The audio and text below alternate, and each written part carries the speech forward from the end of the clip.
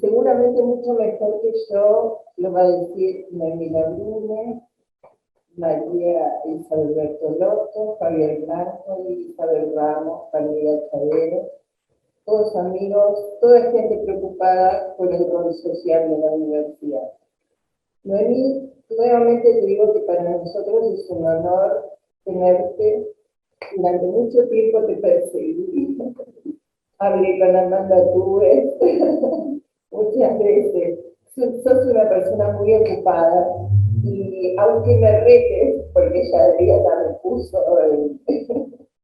en conocimiento de algunas cosas, a mí me gustaría decir quién es Noemí Labrune, sobre todo para las compañeras latinoamericanas que no te conocen. Noemí es licenciada en Filosofía por la UBA, doctorada en Filosofía por la Sorbona, pero le gusta, digamos, y su perfil es definirse como una luchadora popular. Fue participante de la Noche de los Bastones Largos, que fue el desalojo militar de la dictadura del amoníaco en el 66, de 5 universidades de la UBA. Se instaló a posteriori en Río Negro, a partir también de a partir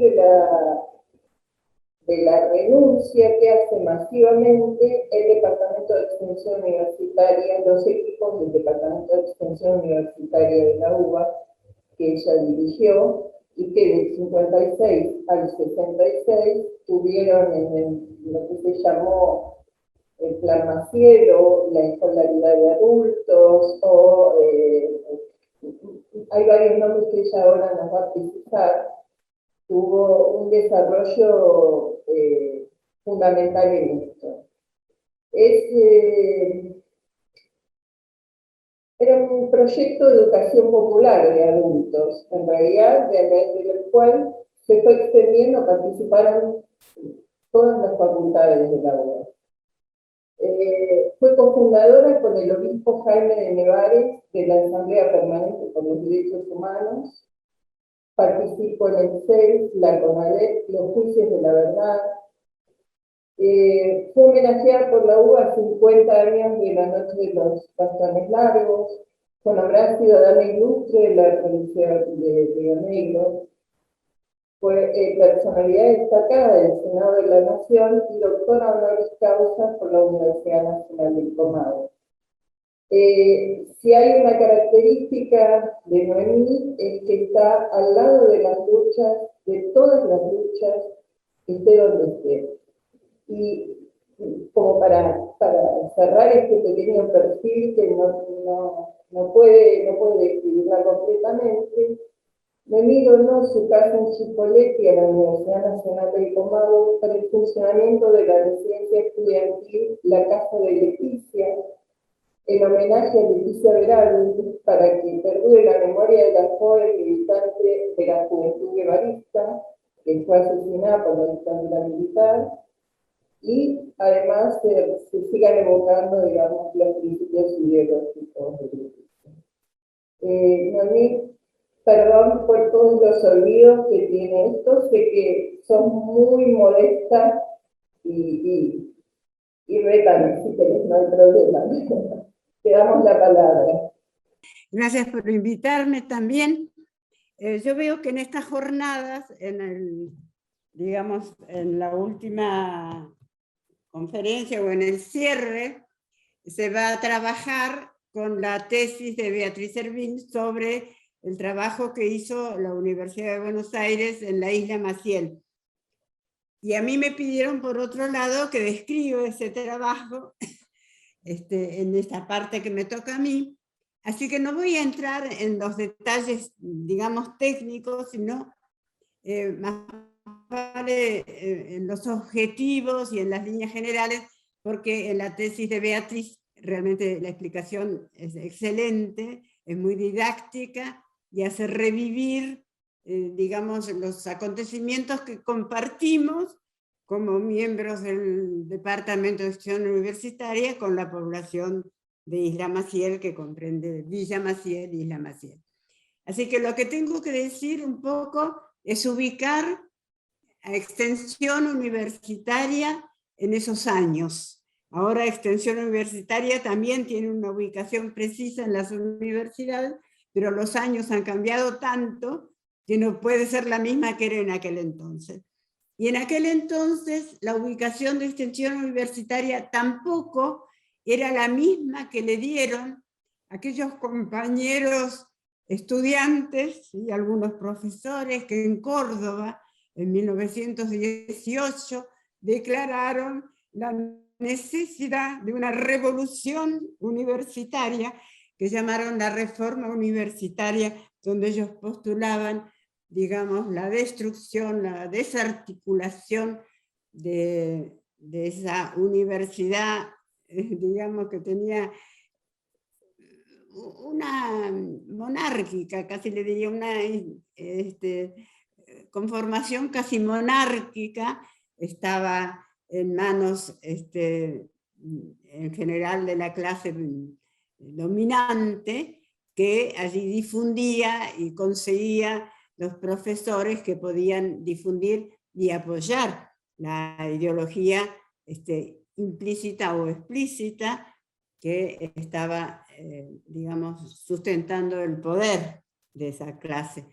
Bien, y los estudiantes en la reforma universitaria dijeron que es obligación ética y política de una universidad. No dijo una universidad pública, porque en ese momento no estaba la idea que podía haber universidades privadas, las cuales, bueno, tienen no solamente un sustento económico, sino también político, y han transformado de alguna manera la posibilidad de trabajar en la universidad pública. Hemos tenido, digamos, que trabajar sabiendo que compartíamos el trabajo de formación de profesionales con entidades que tenían, digamos, objetivos políticos seguramente diferentes a los que tiene o debiera tener la universidad pública. Pero todos esos cambios, que lógicamente se tienen que introducir como elementos positivos o se tienen que discutir como elementos negativos en una universidad pública, fueron configurando diferentes realidades y diferentes objetivos para la extensión universitaria. Si por un lado los reformistas de hoy, o de hace 40 años también, estamos reivindicando esa revolución ideológica que protagonizaron estos jóvenes que están en esa foto, digamos, digamos que todos tenemos en la memoria esa foto de esos muchachos encima de un peñasco, ¿no es cierto?, victoriando lo que ellos estaban haciendo, todos con su sombrero. Y bueno, ¿y qué dijeron ellos?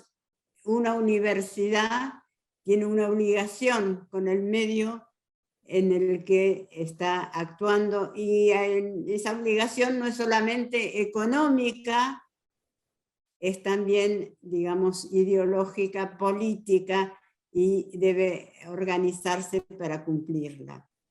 Ellos pensaron en ese momento, y no fueron quizá tanto más allá como después pudo irse, bueno, porque había condicionamientos de esa cultura y de ese momento histórico.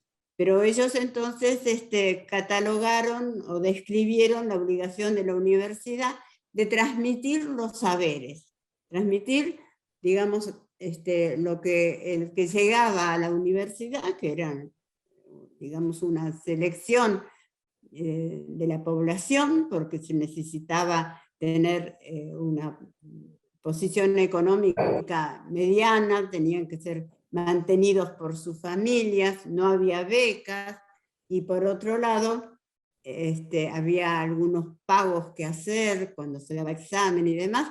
Bueno, esa población que llegaba a la universidad a través de su militancia en la reforma, estaba diciendo nosotros tenemos que devolver algo a la sociedad que nos sustenta. Y pensaron que lo mejor, o todo lo que podían devolver, era lo que ellos aprendían. Entonces, durante años, la extensión universitaria fueron cursos sobre ciencias o técnicas, o historia o literatura, que se adaptaban en cuanto a su formulación al nivel de las poblaciones que no tenían acceso a la universidad por razones económicas y también quizá políticas, y que habían llegado a algún nivel de educación primaria o quizá por ahí secundaria. Cuando después llegó al gobierno de la universidad, digamos, la idea de hacer extensión universitaria, esa universidad estaba intervenida. Esto fue en el año 1955, había habido en ese momento uno de los postulados importantes de la reforma universitaria, que era el gobierno electivo y tripartito de las universidades, no había sido, digamos, aceptado, tampoco en la década que me dio entre 1918 y el advenimiento del peronismo, tampoco se había aplicado el gobierno tripartito y tampoco se había aplicado un gobierno electo por los actores de la universidad, docentes, estudiantes y no docentes. Estaba la universidad, esta que digo, regida por el poder político que hubiera en ese momento, y los estudiantes eran actores pasivos, podían protestar, pero no podían gobernar, no podían proponer.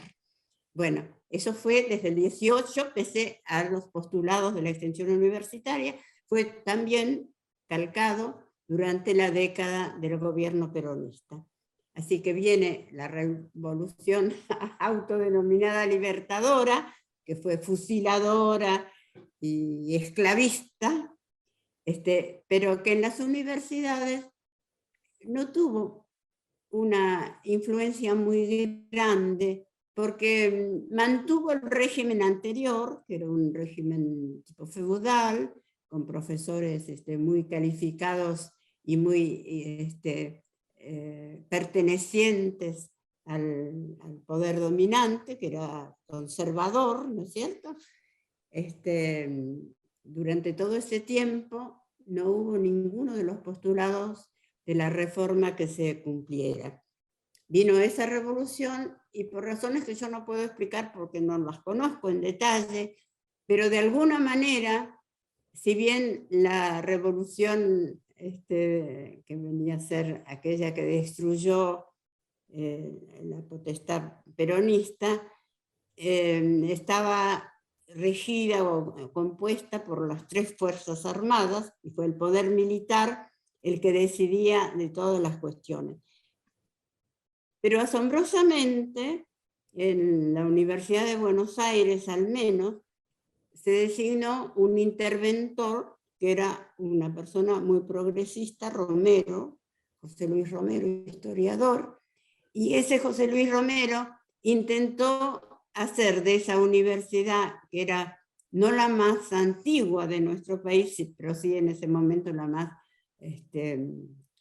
potente, diría, porque en los presupuestos de los que gozaba, digamos, eso siempre fue así, porque somos una república federal, pero la capital tiene sus privilegios.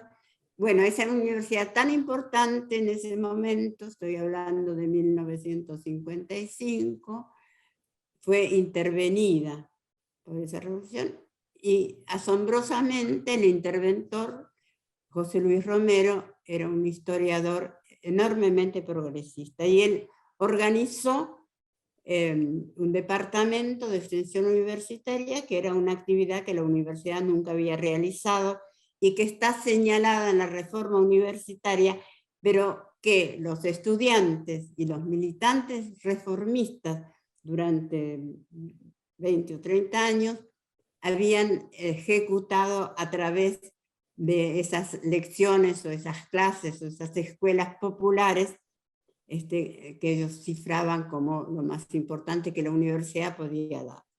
Bueno, este equipo que designó Romero surgió en años antes del 55 a partir de los centros de estudiantes. En esos años los centros de estudiantes militaban y habían armado algunos programas de extensión universitaria y algunos de ellos fueron considerados por este departamento. Bueno, digamos, equipo de extensión universitaria decidió trabajar en 3 plantas pilotos. Una se refería a la acción que podía tener las facultades, las bibliotecas populares. Otro, la acción que podía tener la radio como medio de comunicación, y eso hubiera sido muy importante que se hubiera podido seguir, pero eso se cortó, porque si vemos ahora la responsabilidad de los medios de comunicación, digamos, en algunas actitudes y circunstancias políticas y la influencia que tienen, hubiera sido deseable, ¿no es cierto?, que un grupo con una ideología progresista, que seguramente hubiera, digamos, rechazado esta injerencia política que actualmente tienen los grandes medios de comunicación, pero esa experiencia no, digamos, no llegó a buen fin. Hicimos, digamos, algunas incursiones en las radios, pero no pudimos sacar conclusiones. El tercer lugar de trabajo, que fue la planta piloto de la isla Maciel, sí nos permitió sacar conclusiones. Y una, la más importante, es que ese tipo de trabajo de las universidades, que implican la construcción de una red interdisciplinaria de diversas facultades en un lugar, para producir en ese lugar una reforma real de la forma de vida digamos, del sector popular, a partir del aporte que podía hacer la universidad, los profesionales de la universidad, profesores, estudiantes. Bueno, era necesario que para poder trabajar en esta red interdisciplinaria de transformación de la realidad a partir de las ciencias que la universidad alberga y desarrolla, tenía que tener un sustento político dentro de la universidad. Si la universidad no asumía esa obligación de carácter ético y político, era imposible hacer ese trabajo fuera de la universidad.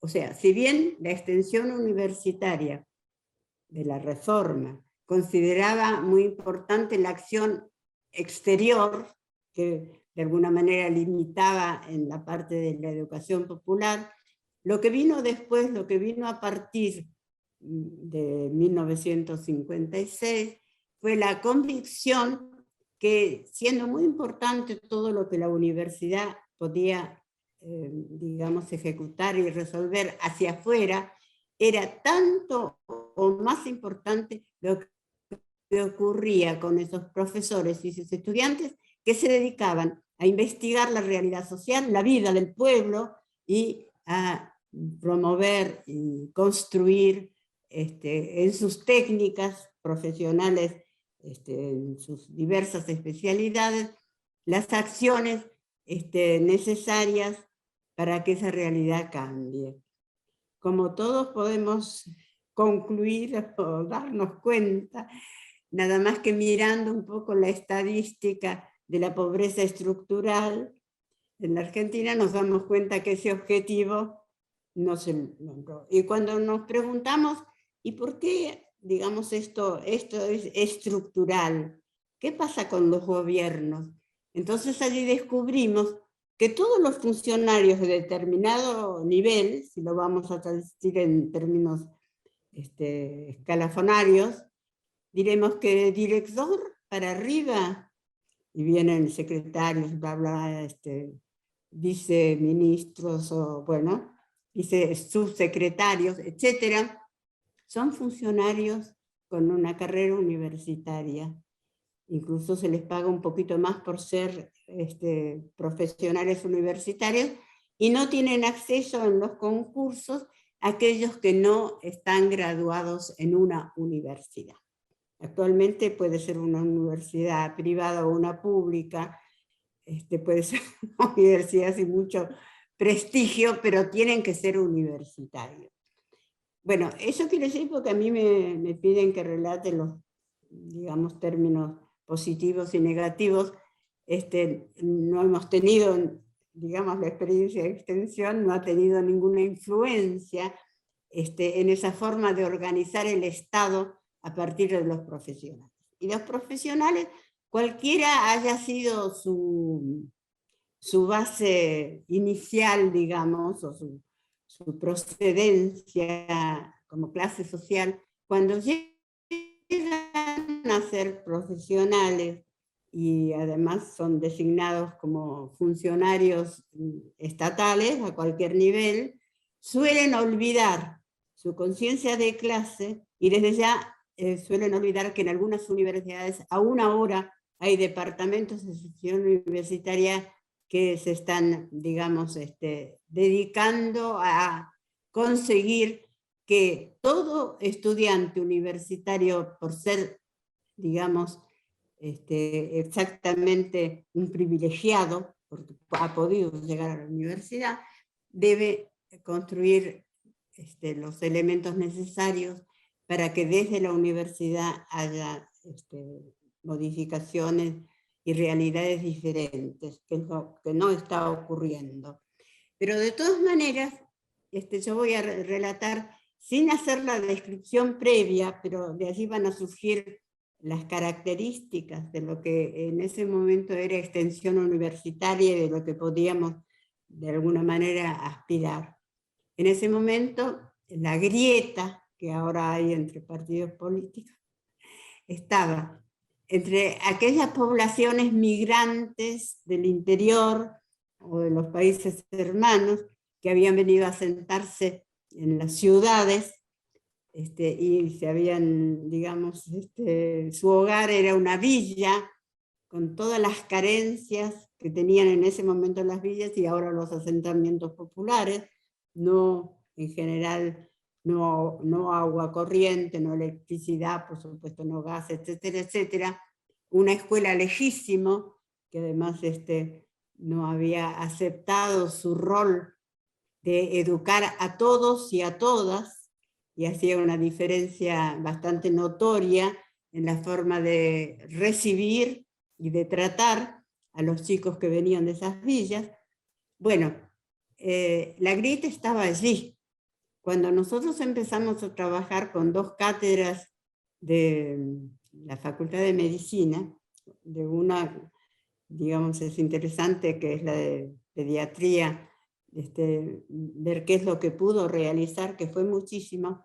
Los estudiantes venían al Centro de Salud de Maciel, y cuando los invitábamos, o el profesor los invitaba a recorrer también la villa, no solamente los inquilinatos de la isla, sino también la villa, ellos no querían ir.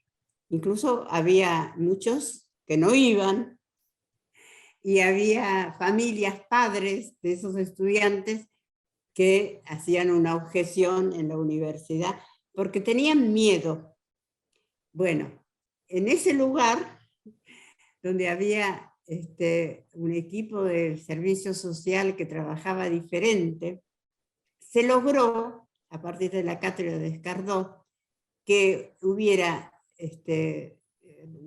residencias, digamos, o prácticas de esa cátedra de pediatría, 6 semanas en verano y 6 semanas en invierno. 12 semanas la cátedra de pediatría, digamos, instruía y formaba a sus alumnos para la atención de la población, digamos, de menores recursos, la que ahora constituiría ese grupo de pobreza estructural, digamos, de tan elevada porcentual. bueno, esas personas o esos estudiantes que fueron médicos, suponemos nosotros, y muchas pruebas tenemos, no fueron esos funcionarios que actualmente ni siquiera pisan las villas o los barrios de emergencia y que realizan esas políticas que los mantienen en la total indigencia y sin y son todos funcionarios universitarios. En una oportunidad, cuando hacía unos años que estábamos en la villa, hubo una notificación de desalojo que venía de Ferrocarriles Argentinos y nos pusimos a ver cómo lo podíamos afrontar. Eran cerca de 2000 familias que vivían a lo largo de una vía y todas se tenían que ir. Y allí fuimos a buscar en la Facultad de Derecho qué profesor podía dar una solución. Y bueno, el profesor de penales, procesal, de derecho procesal, vino al centro de Villa Maciel, trabajó con los alumnos, se enteró cómo era el asunto, y hizo una contraofensiva de tipo penal que está calculada en derecho procesal, que era que todo aquel que podía demostrar que hacía más de 2 años estaba instalado allí, no podía ser desalojado perentoriamente, tenía que ir a un juicio. Entonces nos instruyó, conversando con todo el equipo y con los equipos de servicio social que hacían sus prácticas en Maciel, y esas 2000 familias fueron visitadas y se les propuso, ¿no es cierto?, que hicieran una acción, una contraofensiva y, digamos, reclamando a Ferrocarriles que en el caso de aquellos que, digamos, probaban estar desde hace más de 2 años allí, podían no ser desalojados inmediatamente, sino participar de una causa. Para ello necesitaba testigos. Las asistentes sociales fueron las que se presentaron y se ofrecieron, y cada familia tenía un par de asistentes sociales o de trabajadores de medicina o, digamos, o de vecinos que eran testigos de su permanencia allí por más de 2 años. Y cuando era un recién llegado, también el Departamento de Extensión Universitaria buscaba quien fuera a decir que hacía 2 años que estaba, porque iba a estar 2 años o mucho más. Esto, que es falso testimonio en una declaración. Bueno, es una de las cosas que nosotros usábamos. Las instituciones no tenían por qué, digamos, someter de igual manera a aquellos que tenían toda la defensa del sistema que aquellos que la sufrían. Así que se consiguieron testigos para todas las familias, y entonces la justicia debió citarlos a una audiencia, y si bien citó algunos, se pudo organizar, porque en ese momento ya en las villas había organización, ellos consiguieron de otras villas camiones, y no las 2000 familias, pero sí cerca de 800, se trasladaron a La Plata, donde era el juzgado, para defender, digamos, su posición de querellante a Ferrocarriles Argentinos, que quería expulsarlos y no correspondía, expulsarlos así del día para el día siguiente. Bueno, y así fueron las madres con sus hijos, además de los padres. Y bueno, en aquel momento no era tan conocido ese esfuerzo de las madres, y estaban así con sus chicos que jugaban en el juzgado o en el patio del juzgado, eran muchísimos, creo que fueron como 8 camiones, y bueno, los jueces tenían que tomar una declaración a cada una de las familias. Empezaron, cada una de las familias relataba todo su recorrido hasta llegar a la villa, etcétera, etcétera, presentaba sus testigos. Bueno, y mientras tanto los chicos jugaban, las madres amamantaban a sus bebés y los hombres charlaban. Y claro, los chicos empezaron a subir por la escalera importante, linda, por la escalera que llevaba al lugar donde se hacían las declaraciones. No tenían que subir, porque ellos no eran citados y ellos eran chicos. Y el tiempo pasaba y habíamos llegado temprano, ya era como después del mediodía, y por ahí habían tomado 200 declaraciones solamente. Y los chicos siguieron invadiendo, las mamás seguían amamantando a la vista de todos, que no estaba muy bien visto, y de pronto alguno de los nenes hizo pipí en la escalera de los juzgados. No eran escaleras de mármol, pero eran bastante vistosas. Y después empezaron, claro, se empezaron a ensuciar todos esos lugares, y se ve que alguien, uno de los jueces, decidió que eso no podía seguir, levantó la audiencia y reconoció, sin tomar testimonio, a todos aquellos que habían presentado una querella para que Ferrocarriles no actúe de esa manera. Y bueno, la gente se subió de nuevo a los camiones y volvió, pero había ganado. Y había ganado en un plan que presentó la Universidad de Buenos Aires, que no era seguramente un plan muy común, de una facultad de Derecho, que era de alguna manera la facultad más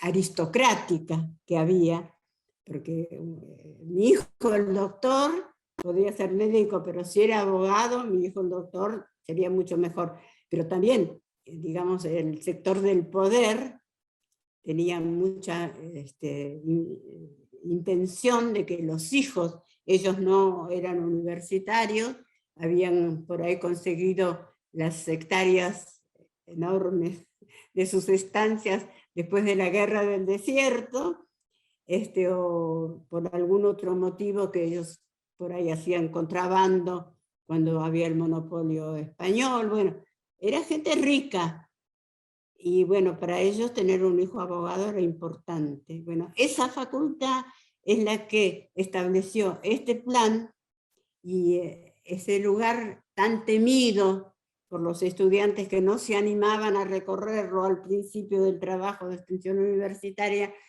fue el que produjo esa población que fue a protestar, que fue con sus chicos, y que le demostró a los jueces que no se puede de alguna manera aplicar leyes que no están pensadas, ¿no es cierto?, para de alguna manera,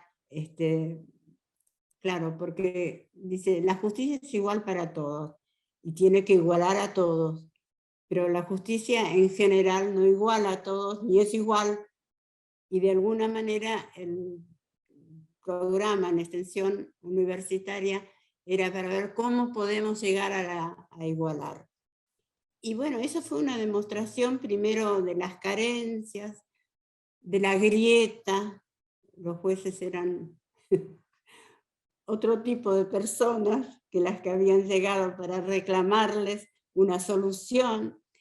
Y bueno, y esos que habían llegado estaban acompañados y de alguna manera no protegidos, pero promovidos por futuros especialistas o por futuros profesionales, ¿no es cierto?, que tenían que estudiar cómo aplicar las leyes y también cómo modificar en la práctica las leyes para que se llegara.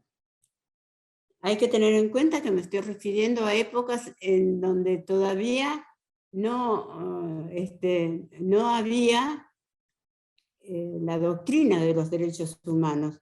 No estaba, digamos, los derechos humanos enseñándose en las en la universidad y no estaban enseñándose en ningún lado. Estaban encerrados en la Declaración Universal. Y sin embargo, la gente ya estaba dándose cuenta que los derechos hay que tomarlos en la calle, y el Departamento de Extensión Universitaria los acompañaba en eso. Otra de las actividades que fueron de este tipo, después de un incendio, creo que quedaron 40 familias sin ninguna casa, y hubo una posibilidad de hacer un plan de vivienda junto al plan de vivienda de los obreros o de los, digamos, gráficos. Y allí, cuando se empezó a lotear, a delimitar los lotes, etc., hubo una resistencia muy grande de esos vecinos, que iban a tener como vecinos 40 familias de una villa en miseria.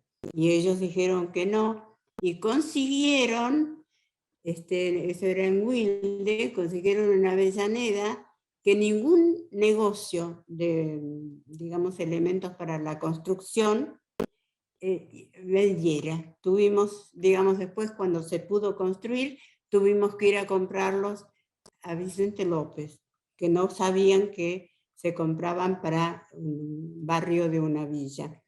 Bueno, y entonces algunas de las familias quisieron renunciar a la posibilidad de vivir en otro barrio y de otra forma, porque les daba vergüenza pensar que cuando iban sus mujeres o sus hijas, iban a ser insultadas por los vecinos.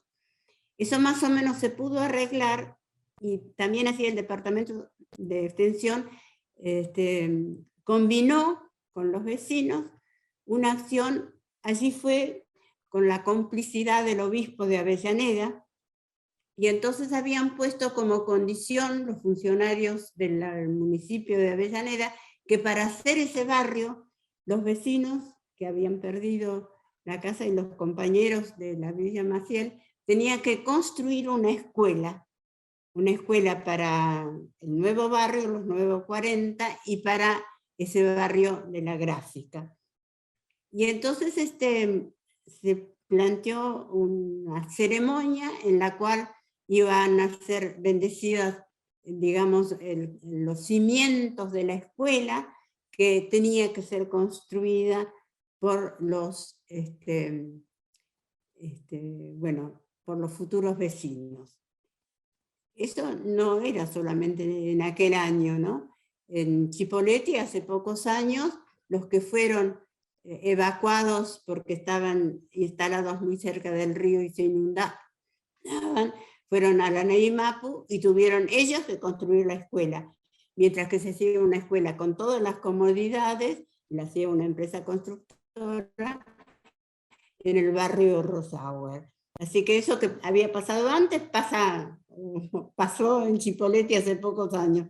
Pero de todas maneras, en ese momento, digamos, de la ceremonia en que se bendecían los cimientos de esa futura escuela que iban a construir los vecinos, pero los vecinos no tenían ni empresa de construcción ni podían comprar nada, y tenían que construir sus casas con sus manos. Bueno, pero en los días anteriores se había llevado el material que se había conseguido en otros lados, y cuando el obispo, que sabía lo que iba a pasar, terminó de bendecir, salieron de donde estaban trayendo bueno, las herramientas necesarias, y en una carretilla la bolsa de cemento, y empezaron a trabajar en sus casas. Y todos los que estaban allí festejando la posibilidad de tener una escuela sin ni siquiera tener que pagar a obreros, tuvieron que aguantarse, y allí se mudó esas 40 familias que en ese momento vieron que se podía ganar. Y yo me acuerdo la primera, eso para que vean lo que era en ese momento la relación entre grupos. El primer día de la inauguración de esa escuela, el primer día de un ciclo lectivo, llegó la asistente social con los chicos del barrio de los 40. Ellos se habían sacado las zapatillas porque tenían que pasar una cosa muy pantanosa y no querían tener las zapatillas sucias. La directora de la escuela, estoy hablando del año 1960, la directora de la escuela las hizo formar y las maestras les revisaron la cabeza con los lápices para ver si tenían piojos. Y toda la escuela estaba allí formada en el patio para hacer la inauguración, cantar el himno. Bueno, esas cosas estaban pasando.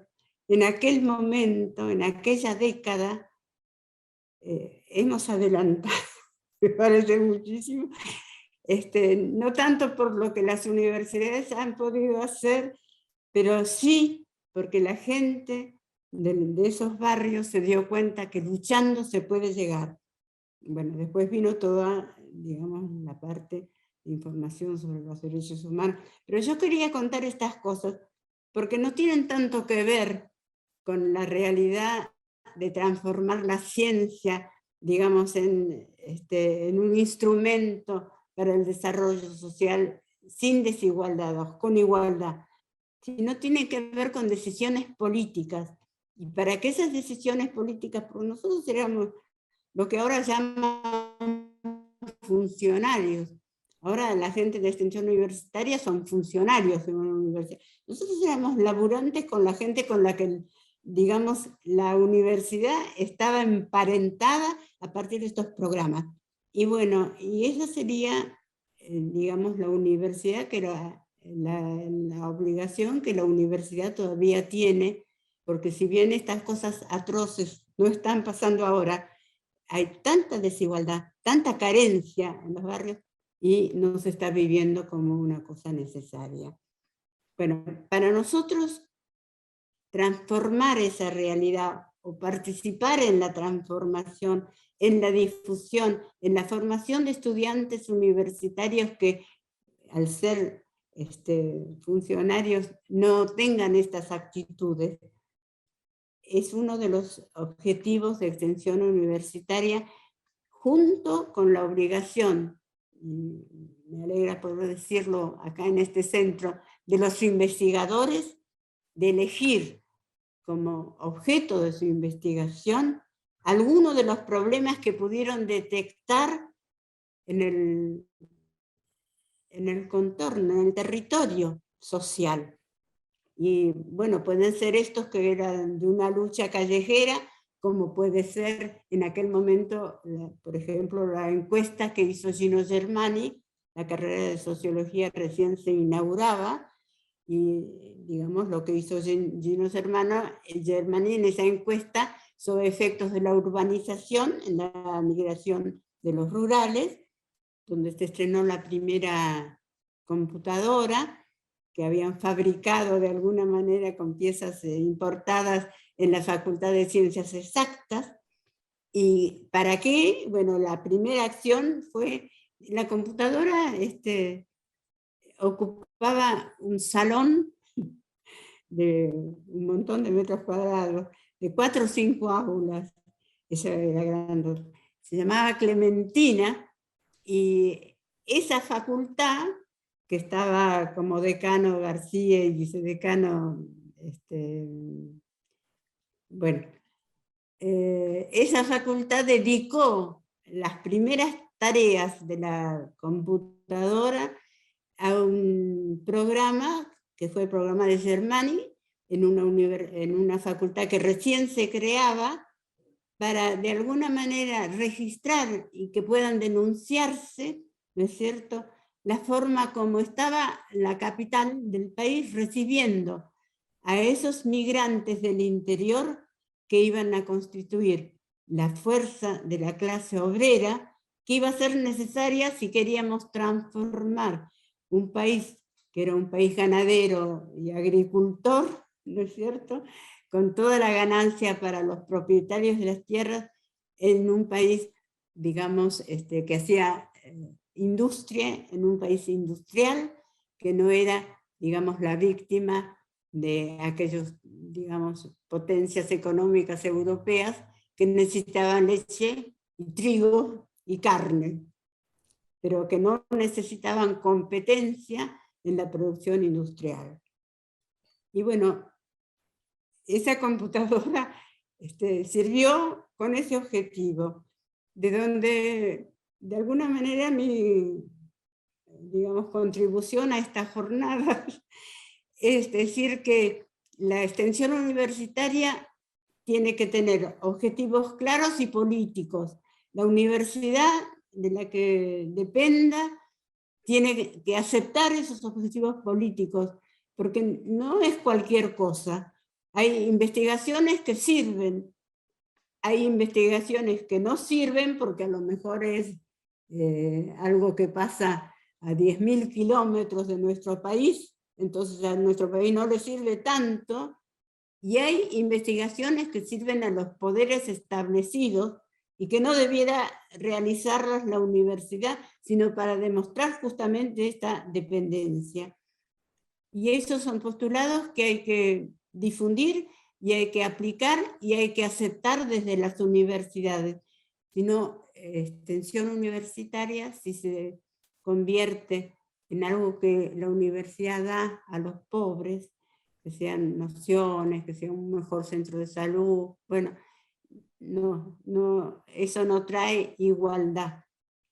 Dar a los pobres algo que uno sabe o algo que uno puede hacer no trae igualdad, pero sí crear situaciones donde políticamente, digamos, todos los sectores, también los sectores más carenciados y condenados a la invisibilidad, como están ahora los sectores de pobreza estructural, también esos sectores pueden ser actores en estas transformaciones que una universidad comprometida con el desarrollo igualitario del país que la sustenta puede realmente establecer cuando la universidad se compromete a hacerlo.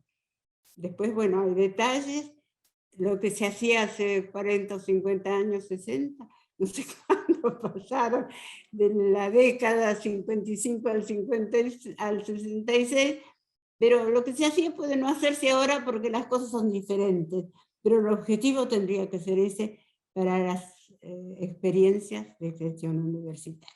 Bueno, nada más.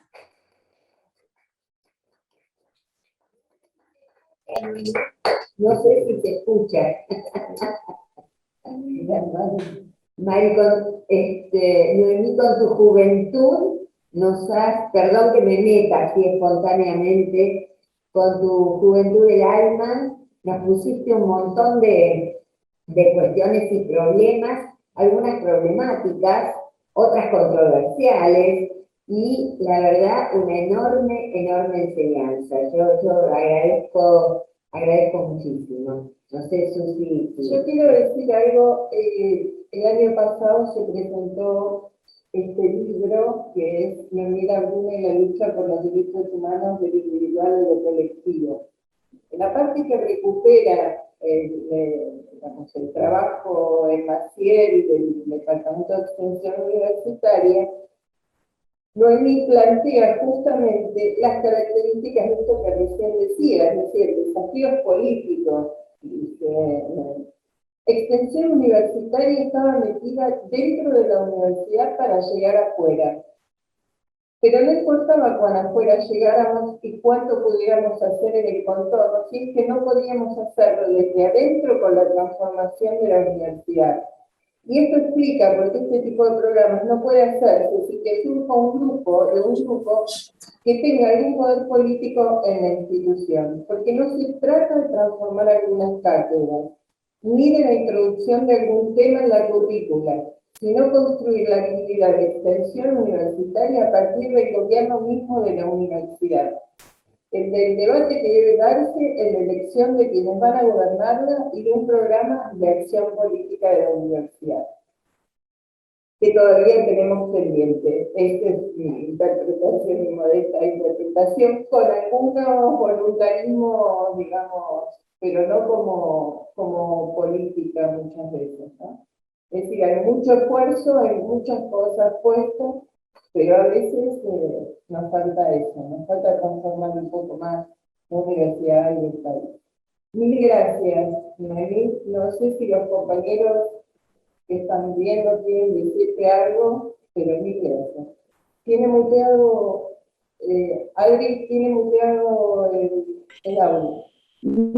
Ninguno de estos fue un trabajo, lo dejó gracias al trabajo de todos aquellos que se sumaron desde una cantidad de cátedras, de grupos y de centros estudiantiles, que ahora los vemos también un poco aplacados. Gracias a ustedes.